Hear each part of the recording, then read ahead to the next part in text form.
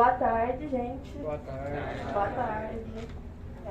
São 3h10, mas tá tudo bem. No final deu tudo certo.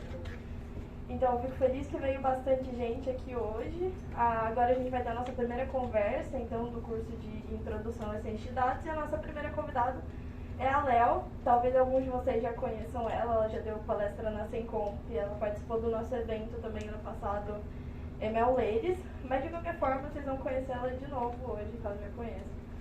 E, então, a Léo, ela é pesquisadora e doutoranda aqui no ICMC. Ela trabalha na área de visão computacional. E agora eu vou passar o microfone para ela poder se apresentar mais e falar um pouco das experiências que ela tem trabalhando dentro dessa área. Olá, obrigada pelo convite, pessoal Data e Luísa. E, bem, eu sou a Léo. E se vocês assistiram a palestra Sencomp, essa é uma versão resumida dela.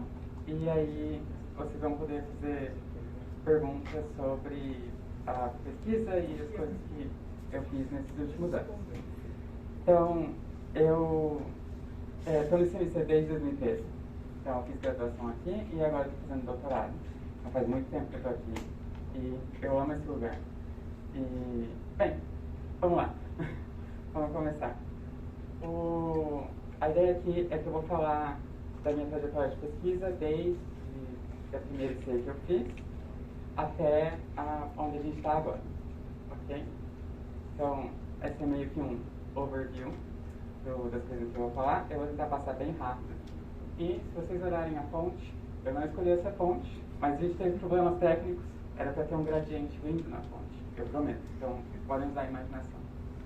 Ok? Por alguma razão, as animações ainda estão aqui. O que eu faço no doutorado? Eu estudo... Ok.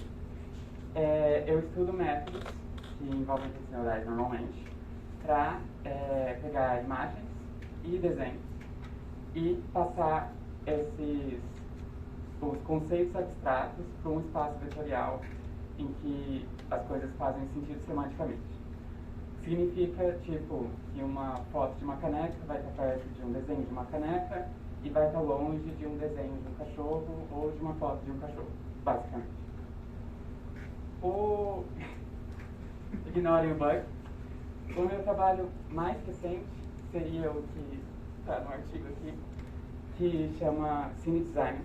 E a ideia do Cine Designer é que a gente criou um modelo único para imagem e desenhos, que a gente consegue fazer busca de imagens usando desenhos como entrada.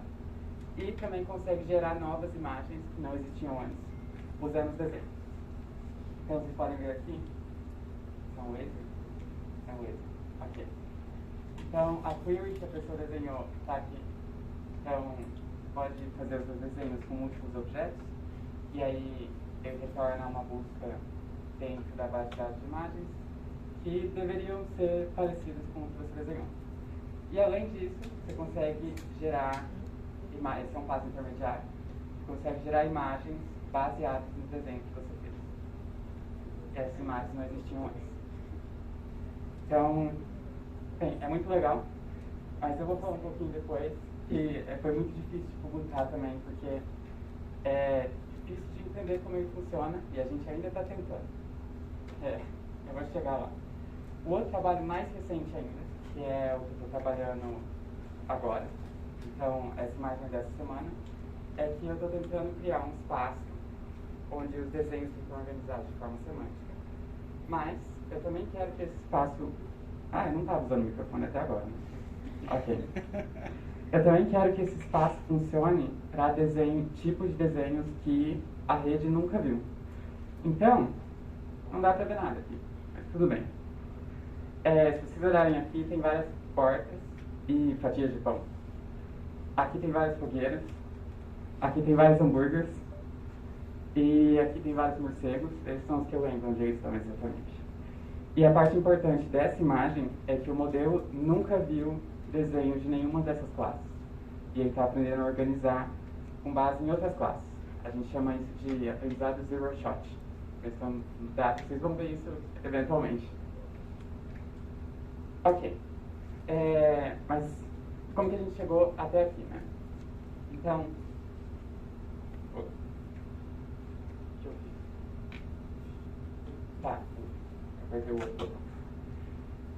A animação vai rodar de novo. Ok. Em 2014 eu fiz minha primeira iniciação científica. Então eu tive aula com o professor Moacir, que vocês talvez tenham tido aula também.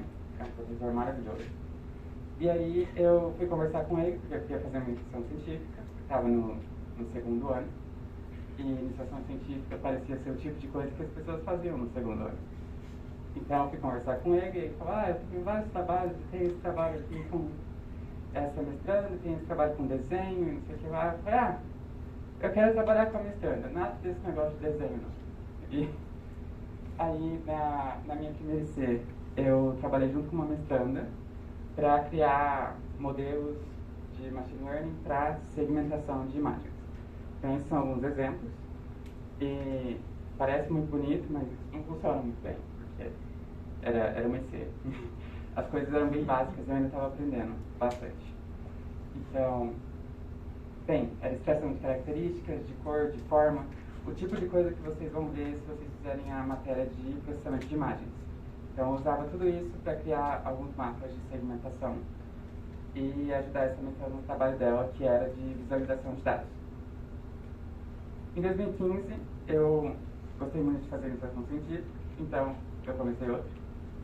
E essa iniciação científica era mais para continuar o trabalho da mestranda, fazer um pouco de visualização, mas entrar um pouco em machine learning também.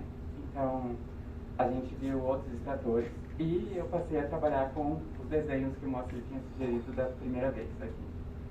Então, meu primeiro trabalho nessa iniciação científica foi de implementar esse artigo de 2013, que usava um escritor que chamava Gradient Field Fog, que vocês talvez vejam em professores de imagens também. E a parte interessante de trabalhar com esse artigo é que no meio da IC a gente mandou um e-mail pro professor, que era autor do artigo, e falou, você aceitaria ter alguém aí para trabalhar com você por alguns meses? E foi aí que eu fui para... a gente pulou para 2016, que eu fui para a Universidade de Surrey, que fica na Inglaterra, para trabalhar com esse professor em pesquisa em desenho. E, bem, ver como funcionava a pesquisa no mundo real.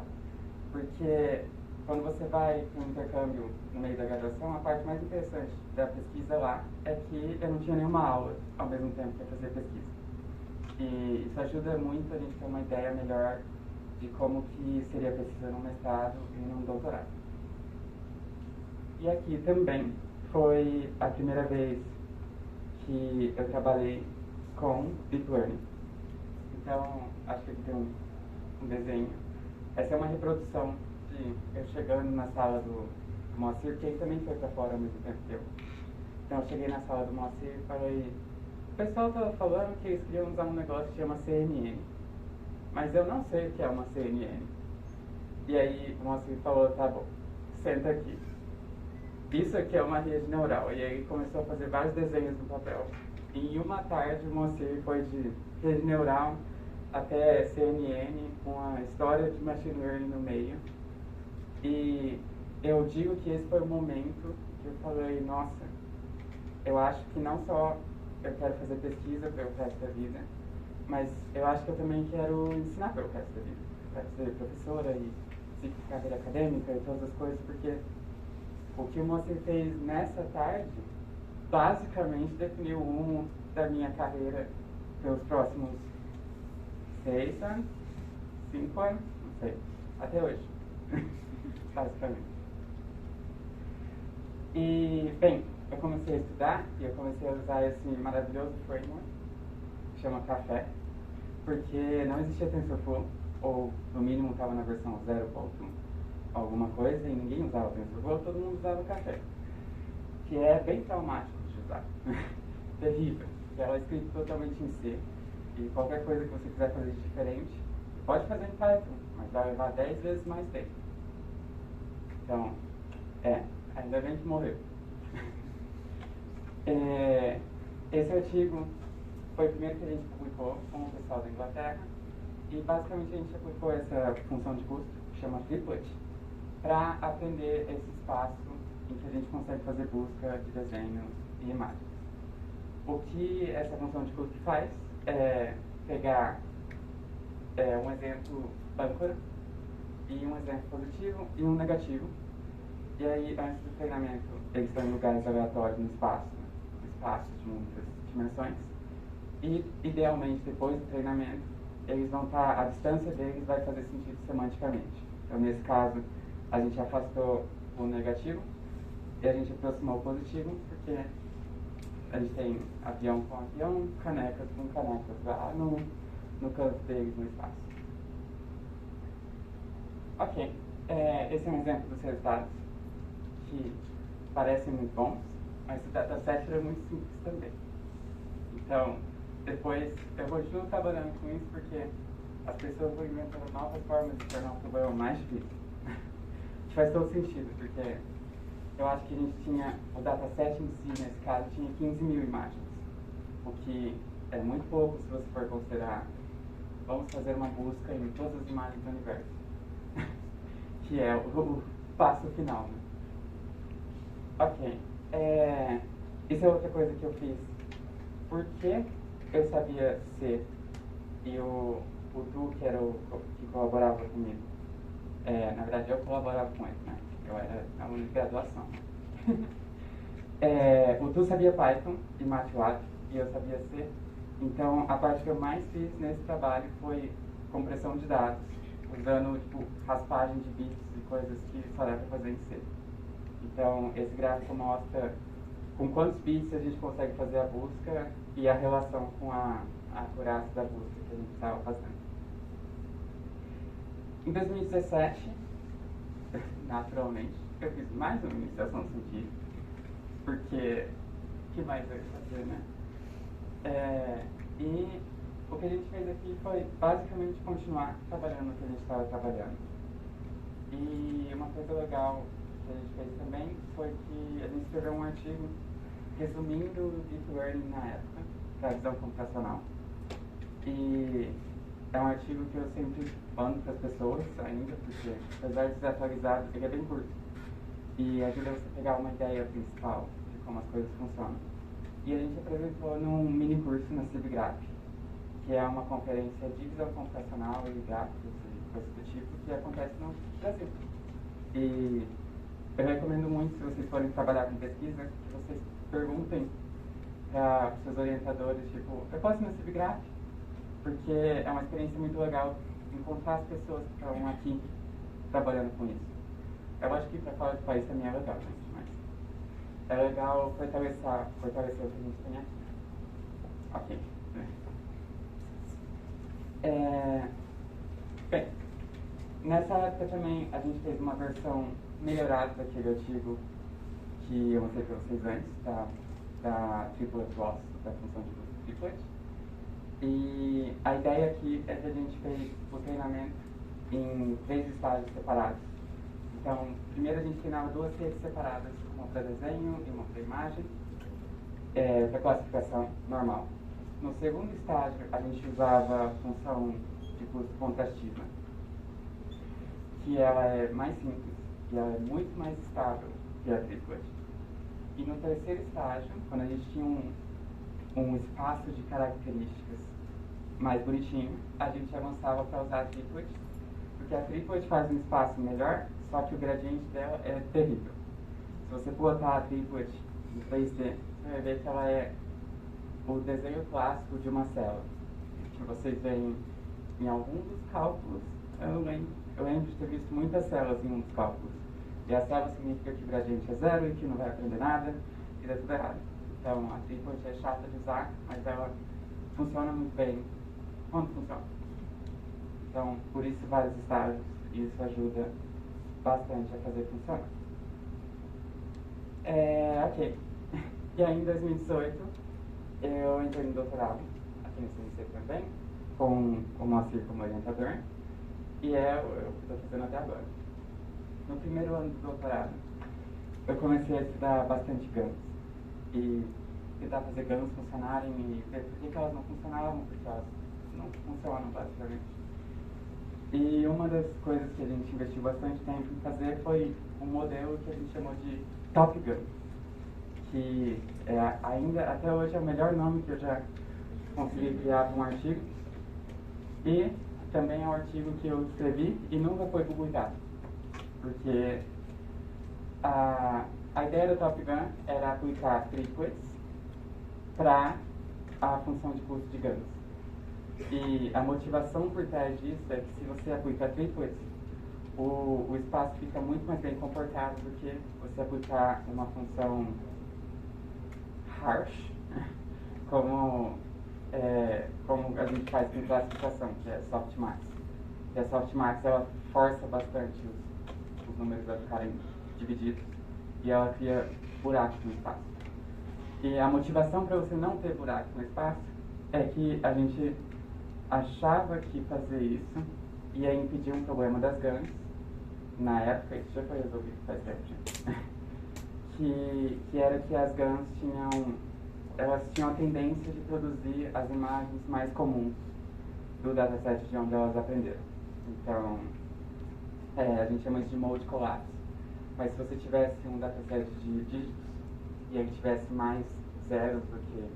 Se ele fosse desbalanceado, a GAN ia ter tendência de produzir mais zeros e zeros muito parecidos do que os outros números. E às vezes só produzir zero porque o pico da distribuição era GAN e a GAN normal ela gosta de picos na distribuição dos dados. E, bem, eu passei quase um ano estudando a Top Gun e eu estou falando dela aqui porque ela nunca foi publicada e os experimentos nunca deram 100% certo, nunca foram o estado da arte ou o melhor tipo de GAN para mode collapse e tudo mais. E eu estou mencionando porque isso acontece e está tudo bem. E, bem, pelo menos foi o que o Monster disse. Mas tudo bem.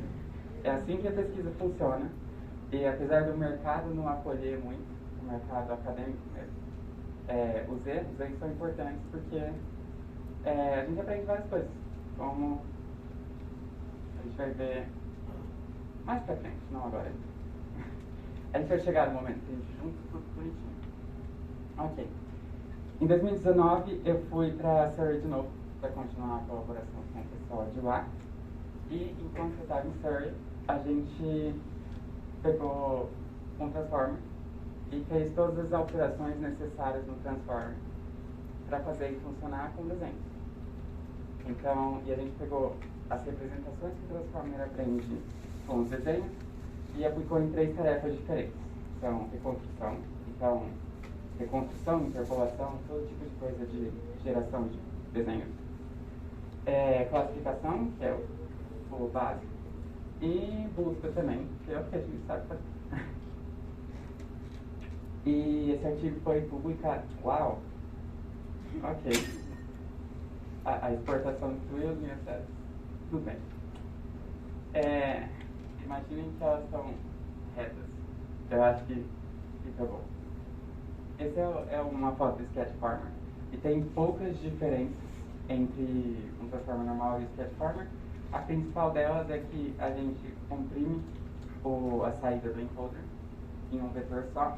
E nesse um vetor só a gente faz busca e a classificação e a interpolação para depois poder gerar com o decoder e ter as aplicações todas bonitinhas. Ok? Em 2020, foi esse ano do doutorado, eu ainda estava lá na Inglaterra, e aí a pandemia aconteceu, e, bem, faz parte. Então, um pedaço do meu estágio eu fiquei preso em casa, lá na Inglaterra. Não foi muito divertido, mas tá tudo bem. A pesquisa continuou, e a gente começou a trabalhar no Cine Designer, que é o que eu apresentei os resultados lá no começo. Então, a ideia do Cine Designer é que a gente pega cenas inteiras com vários desenhos e cenas fotográficas com vários objetos dentro e aplica tudo que a gente aprendeu com a pesquisa anteriormente para fazer um modelo que funciona com cenas e consegue fazer busca e geração de imagens. Então, o que eu circulei aqui A primeira parte do Cine Designer é exatamente igual o Sketching Out the Details, que é aquele modelo de 3 estágios. A segunda parte é baseada em ler muitos outros artigos que eu escrevi, sabe? Que ela tem uma rede convolucional de gráficos, que pega as cenas definidas como gráficos e processa elas. A terceira parte é um transformer, totalmente baseado no mesmo código que a gente usou no Sketchform, a gente aplicou aqui. E a última parte tem uma GAN, que gera as máscaras dos objetos, e, bem, tudo que a gente aprendeu fazendo a Top Gun, mesmo que ela tenha dado errado, a gente aplicou aqui, e dessa vez funcionou. Talvez porque o problema fosse muito mais simples, sei lá, a gente tirava imagem e aqui a gente gera máscara, mas tudo bem. A gente aprendeu alguma coisa com a Top Gun. E essa versão muito mais simples é a versão estendida. É estranho chamar de estendida porque ela é menor. Mas a gente publicou o Cine Designer no ano passado em um workshop, depois de não ter sido aceito em nenhuma conferência. E a gente continuou estudando como fazer ele ficar mais simples, porque o motivo dele ser rejeitado várias vezes é que tinha muitas coisas diferentes ao mesmo tempo. E é muito complexo. E a gente quer que o modelo seja o mais simples possível. Então a gente fez uma versão estendida para uma revista, e nessa versão estendida a gente descobriu como acertar os parâmetros de forma que o transformer não seja mais estritamente necessário. Aqui tinha uma fórmula, né, que é a fórmula de self-attention. Então a gente consegue a mesma performance simplesmente somando os vetores que saem da rede neural de gráficos, ou fazendo self-attention ou fazendo transformer, se a gente acertar os parâmetros de um jeito bonitinho. Eu disse a mesma performance, mas na verdade essa versão é 5% melhor do que a anterior. Eu não sei se ela vai ser publicada, mas eu espero que sim. A gente está esperando a resposta da revista. E, bem, eu acho que é isso.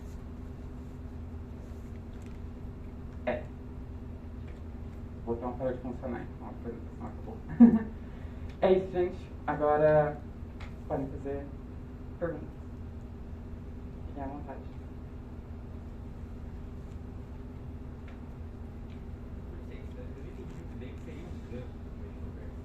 Ah, tá, desculpa. A GAN é uma rede adversarial geradora. Eu acho que eu falei isso fora de ordem. Não, tá bom. Rede geradora adversarial. Basicamente, o jeito que as GANs funcionam, elas servem para gerar conteúdo novo, conteúdo que não existe ainda. E você passa para ela diversas imagens, uma coleção de imagens, e a ideia é que ela vai tentar imitar a distribuição de probabilidade das imagens. O que isso significa imagina que eu tenho um saco cheio de imagens e eu vou tirando uma imagem aleatória a todo momento. O que a GAN tenta fazer é ser o saco. E aí te dá a opção de você ir lá e tirar várias imagens sem saber o que vai sair. O jeito que ela é treinada é que a GAN são duas redes. E você treina uma GAN que realmente gera imagens. E a outra GAN, ela é uma crítica, no sentido de crítica de arte. Então, ela olha para uma imagem e ela aprende a dizer se aquela imagem é verdadeira ou se aquela imagem foi gerada pela outra rede. E aí, essas duas redes, durante o treinamento, elas competem uma com a outra. A rede que gera imagem tenta enganar a crítica e a crítica tenta identificar quais são os padrões exatos que indicam que aquela imagem foi gerada pela outra rede e não foi tirada do saco verdadeiro de imagens.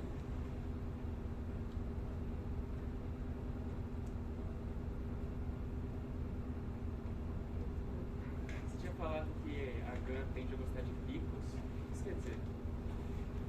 Quer dizer que, porque o saco metafórico que eu falei, ele é uma distribuição de probabilidade. Então você imagina uma gaussiana, e a gaussiana, a chance maior é ali no topo, daquele evento acontecer. Então, daquele número aparecer, é o que tem a maior chance, é a média. Certo? A distribuição de imagens, ela é muito mais complexa do que uma gaussiana simples. Mas ela também tem alguns picos.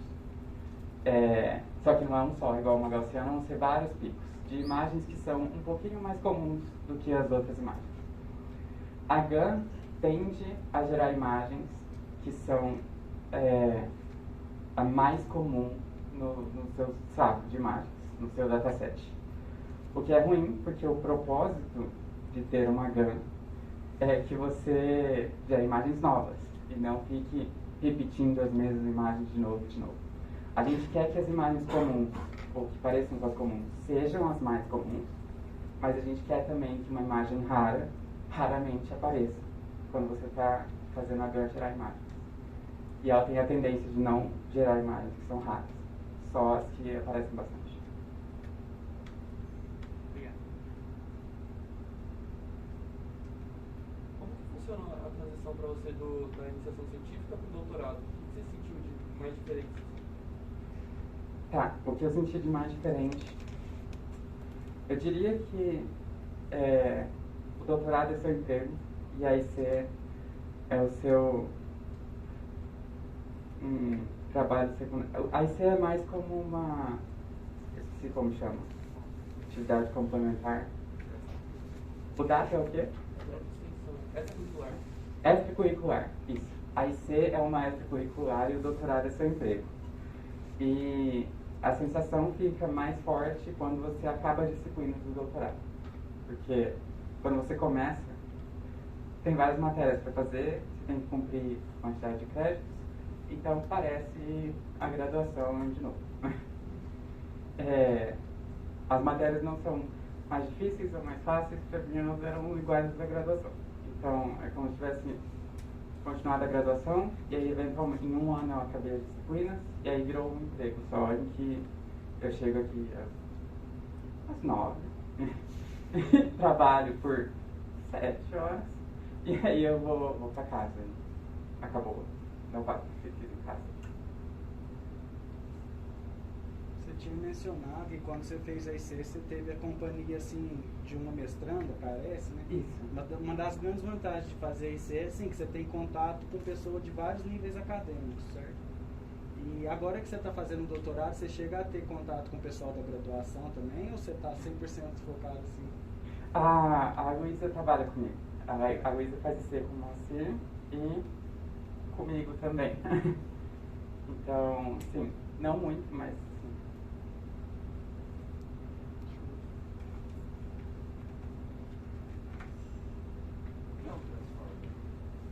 Oi?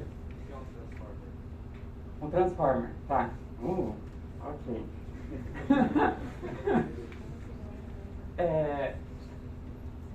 Um transformer é uma rede inteira feita só de camadas de atenção. E o que é atenção? Atenção é uma arquitetura de rede neural. É uma fórmula, basicamente. Tinha a fórmula aqui, mas aí perdeu na conversão. Então, o que você faz numa atenção a si mesmo é que você tem uma lista de vetores. E aí você compara essa lista de vetores, todo mundo com todo mundo, certo? E aí o que essa fórmula vai te dizer é qual vetor é importante para qual outro vetor dessa mesma lista. Então, chama a atenção porque os vetores prestam atenção em outros vetores da sua sequência. No contexto dos desenhos, a nossa sequência é a sequência de pontos que você tem no desenho. Então, você começa no 0, e aí você vai descendo e vai andando no x e y, e cada um desses pontos é um ponto da sua lista. A gente transforma num vetor maior e passa pela atenção, e aí partes diferentes do desenho conseguem olhar para as partes mais importantes, e ele acumula importância se você fizer isso várias vezes, em várias camadas de atenção. No caso do Cine Designer, a nossa lista nossa lista de vetores é que cada vetor representa um objeto inteiro. Então, seja desenho ou seja imagem, a gente tem uma lista que representa a cena, e cada vetor nessa lista é um dos objetos na cena. E aí a gente faz a mesma coisa. Aplica o transformer para a gente saber quais objetos são mais importantes para a ideia semântica daquela cena. E, bem, no final você vai ter uma nova lista de vetores, onde os vetores sabem sobre os outros que estão ali e sabem quais são os mais importantes. Essa é a versão comprimida.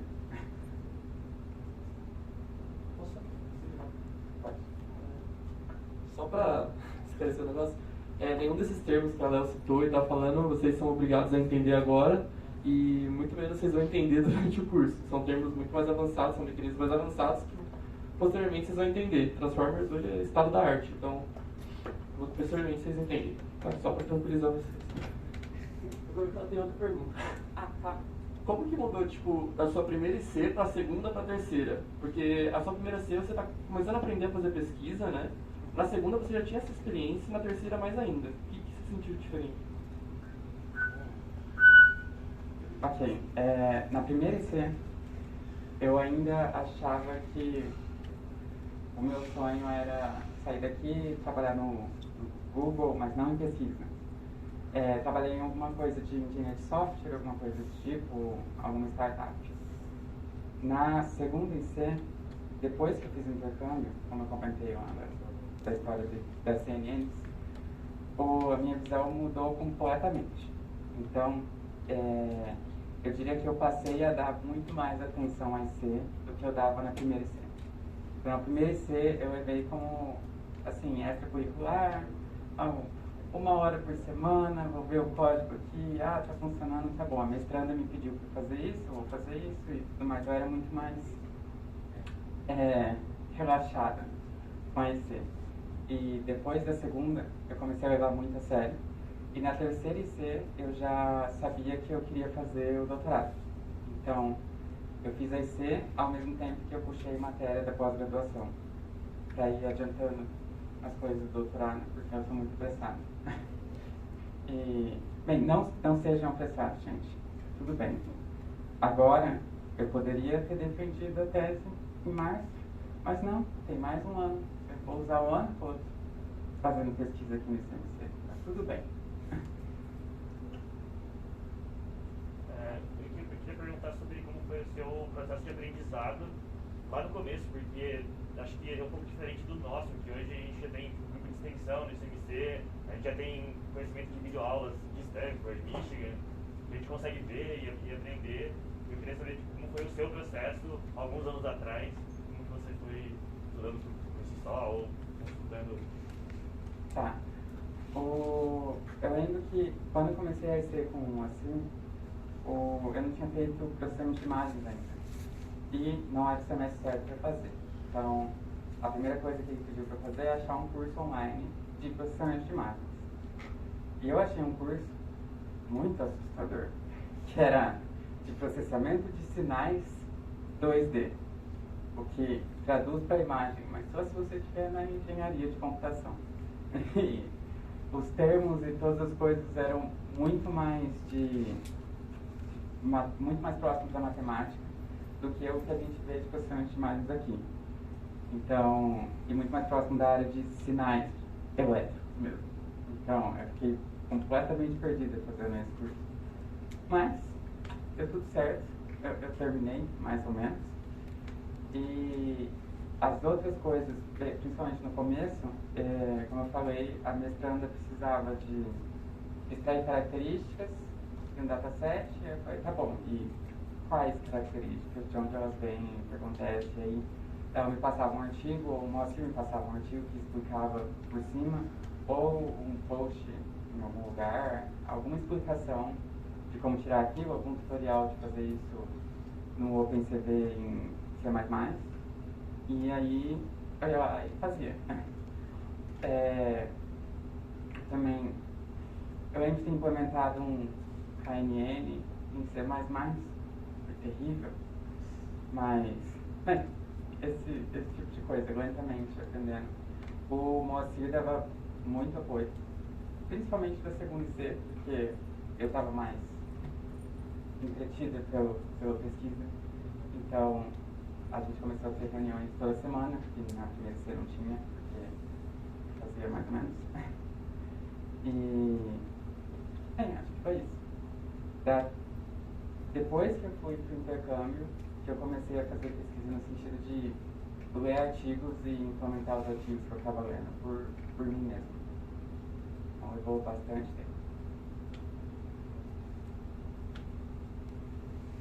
Como você achou a sua área de estudo? Por que processamento de imagem, não outra coisa? Desde sempre você sabia o que é isso ou você foi testando e é isso que eu vou fazer? Não, eu gostava do Moacir. e essa é a área que o Moacir trabalhava. E aí, quando eu comecei a trabalhar com ele, eu gostei da área também. Então, pra ser sincero, eu não tentei nada diferente disso. E será que eu ia gostar mais de outra coisa? Eu não sei. Mas agora já foi. Tá tudo bem. Qual que era o problema que a sua tese não foi publicada, tópica, que precisava resolver? Tá, a Top Gun, o problema da academia inteira é que a proposta é que todo mundo está trabalhando ao mesmo tempo para aumentar o bolo de conhecimento da humanidade. Essa é a versão utópica. A versão real da academia é que só dá para publicar se funciona, e se funciona melhor que todas as coisas que tentaram fazer o que você tentou fazer.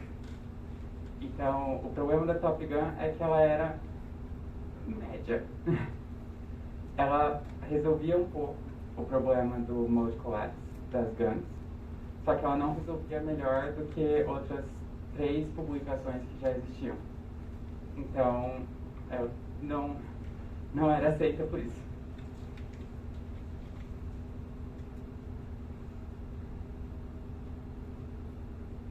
Você tem algum conselho para quem quer seguir carreira acadêmica na área? E para você, quais são as principais vantagens de trabalhar dentro da academia e com outra profissão ainda?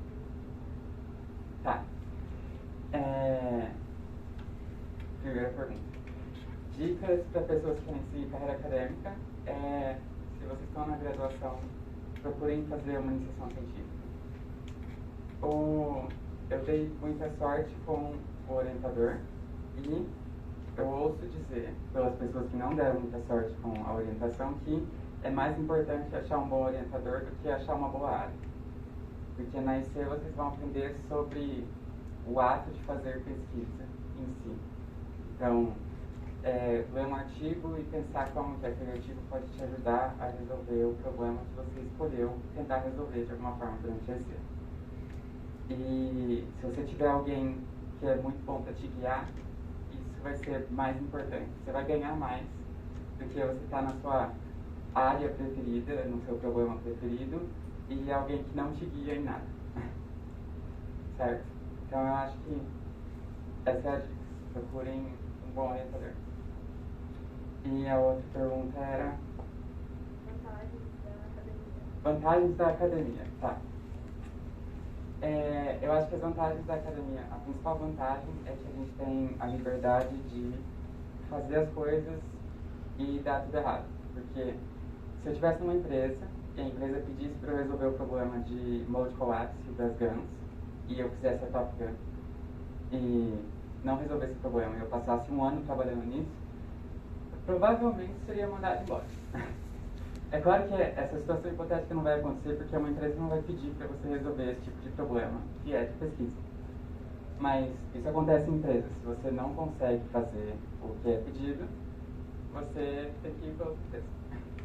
E na área acadêmica, a gente tem um pouco mais de liberdade de falhar e a gente não tem necessidade de resolver problemas em que o objetivo final é dar lucro para alguém, que é sempre o objetivo final de uma empresa, certo? Então, se eu apresentar o meu trabalho com desenhos para, sei lá, alguma empresa que não trabalha com imagens, ou sei lá, enfim, a pessoa vai olhar e falar, tá, mas por que você está pesquisando isso? Eu falo, não, conhecimento, a gente entender como a mente humana funciona ou alguma coisa assim. E a empresa fala, mas e o lucro? Como que a gente vai ganhar dinheiro com o seu sistema de busca por desenhos? Entende? Eu acho que essa é a diferença principal.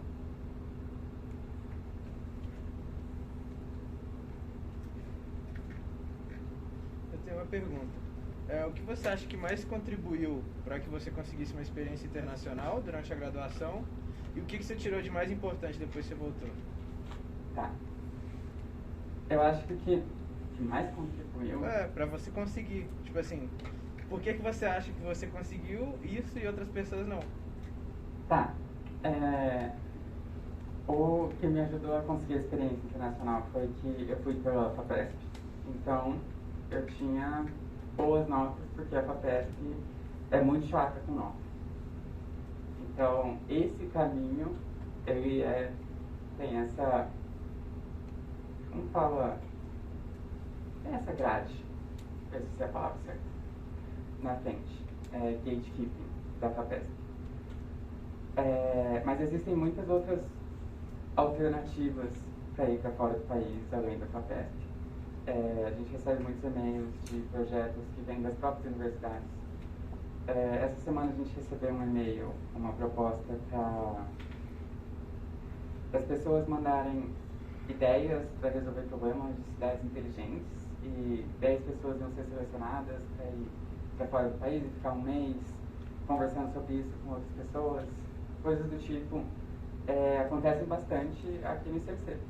Então, se você tem interesse, fica de olho em todos os e-mails. Ou mesmo vai conversar com a Alcane, é o nome do departamento que cuida disso, porque aí sempre tem oportunidades abertas para fazer intercâmbio.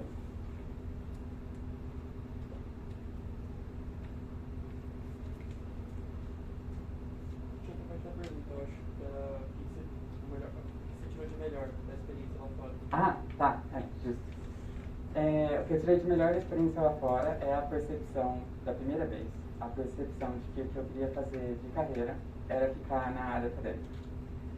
E acho que das duas vezes eu tive aprendizados muito grandes em relação à cultura, porque a gente trabalha, não cultura de inteligência, culturas de outras pessoas, não a minha.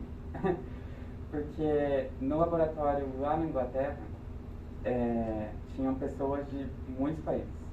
A pessoa que mais colaborou comigo durante toda a minha carreira, que é o Tu, ele é vietnamita e morava na Inglaterra e fazia pós-doc lá, e fazia doc da primeira vez que eu, doutorado da primeira vez que eu fui. E então eu aprendi muitas coisas da cultura vietnamita, e eu trabalhei com uma moça que é espanhola também, e pessoas inglesas também, e tinha um amigo meu que era chinês, e enfim, várias diferenças culturais se encontrando num lugar só. Eu acho que essa foi a parte mais importante da experiência, e em como eu levo a vida hoje. Eu vejo as pessoas e as diferenças e todo tipo de coisa.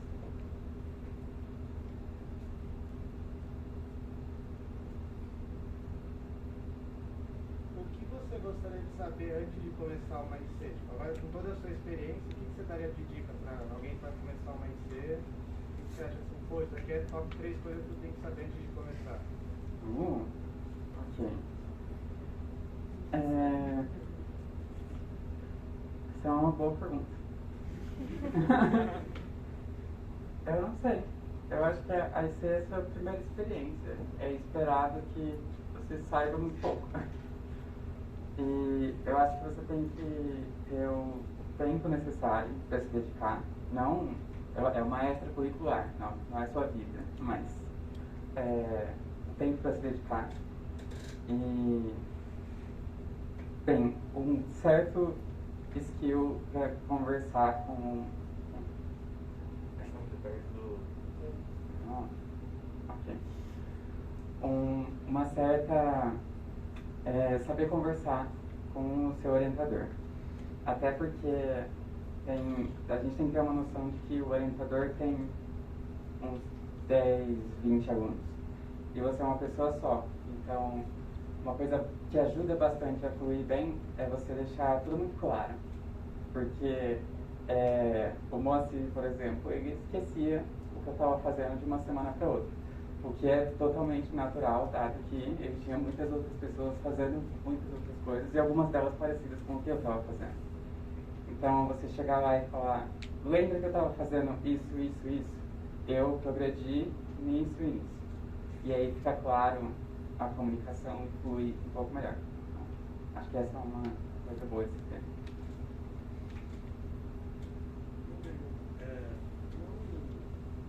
Não voltado para isso agora, mas dentro da área de pesquisa acadêmica, tem uma confusão que você consegue fazer também no plano empresarial ou a área acadêmica é justamente exclusiva para a área acadêmica? Porque você disse que o seu projeto, de certa forma, não serviria para a ramo empresarial. Eu acho que depende do ramo empresarial. Tipo, se eu fosse uma empresa que trabalhasse com processamento de imagem, usasse isso com alguns níveis de tecnologia, ia ser um trabalho que isso é muito interessante. Então, eu fico muito nisso. Tá, a gente tem muito pouco disso no Brasil, de comunicação de empresas com a área acadêmica. E eu acho que também nas universidades existe muito receio disso, porque pelas vantagens que eu falei da área acadêmica, elas são perdidas quando você trabalha com empresas, algumas delas. Então, eu conheço pessoas que já trabalharam com projetos que eram, o dinheiro vinha das empresas e a gente fazia pesquisa aqui, para eles usarem lá. E aí elas têm alguns problemas do tipo, os nossos dados não podem ser divulgados, não pode ter nenhuma imagem no artigo. E aí você não publica nenhum artigo de processamento de imagem sem ter nenhuma imagem no artigo. Então, você está fazendo a pesquisa só para a área comercial e menos para a área acadêmica. Então, a divisão existe, a gente se encontra em alguns momentos. O ICMC tem o CMI, que é, acho que é o lugar onde mais se encontram empresas e pesquisa aqui no ICMC. E, bem, eu não sei, eu não confio muito, mas não é impossível.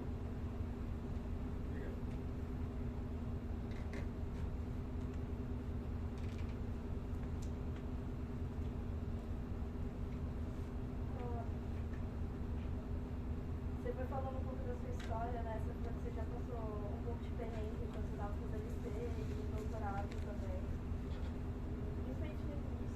E daí eu queria saber se tinha alguma dica, então, para o pessoal que está começando agora. Tem bastante gente que está aqui, eu acho, que começou a fazer o curso, está começando a ver as coisas pela primeira vez. Se tem algo que você acha que você gostaria de ter ouvido antes para dar um conselho? Tá. Uma coisa que eu fiz muito na graduação, isso é totalmente contra-intuitivo, é que eu levava algumas vezes, alguns períodos longos da vida. Eu levava a graduação e a IC e o PET e a Sincomp e todas as coisas que eu participava, eu levava como se todas essas coisas fossem a minha vida, 100% dela.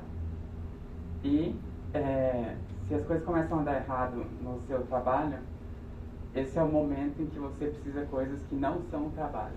Então, hoje eu peso muito mais por não trabalhar 10, 12 horas por dia e parar e chegar em casa e jogar videogame, e chegar em casa e ligar pra minha namorada e ficar conversando com ela a noite toda, ou assistir um filme ou qualquer coisa do tipo. Então eu digo que ter hobbies que não são próximos do seu trabalho é muito importante para vocês sobreviverem à graduação inteira.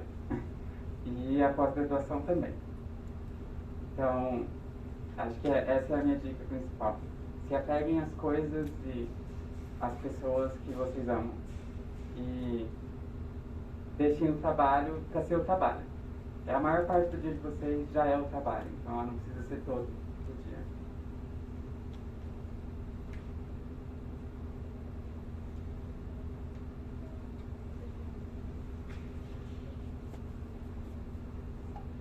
Ok, então acho que já deu horário. Acho que não vai dar tempo de responder mais nenhuma pergunta, mas então Obrigada por todo mundo que veio. Eu espero que vocês tenham aproveitado a conversa e tirado alguma coisa daqui, com certeza. Bom, ela apresentou bastante coisa.